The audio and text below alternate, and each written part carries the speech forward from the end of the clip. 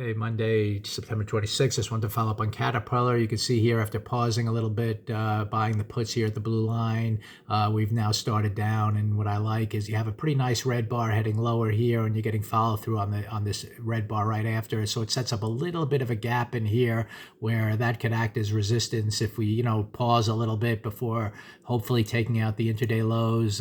You can come up here, maybe pause as long as we kind of hold in this kind of a resistance area. It can continue to curl over, and we can kind of monitor it that way. But we're getting close here to some of the first targets in terms of the midpoint of the first bar. If we take that out, then we get higher probability we take out the lows of the day. At that point, the options could really be moving up nicely. So it looks good. This is kind of what I was anticipating here, and it's just a matter now of what we're going to get in terms of can we get that follow through to end the day week. In terms of the overall charts, again, daily chart is still technically a little green inside. We're just kind of pausing here after this big red move down.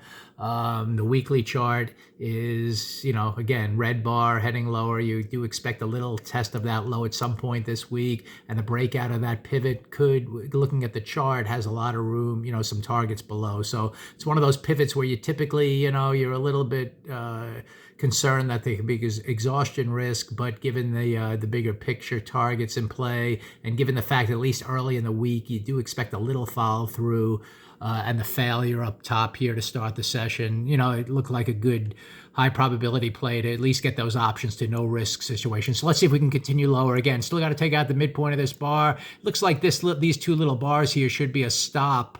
If you look at it that way, to take out, we came down, we paused. So these three are now forming three equal bars. I would think at some point you at least take that out, even if you're not going to get down there, which could set up a no risk trade for the options. And again, this whole big red bar here on the 15-minute chart with this little gap in here, I think could be decent resistance on any kind of a pause to then make that move down to take out at least that area right here.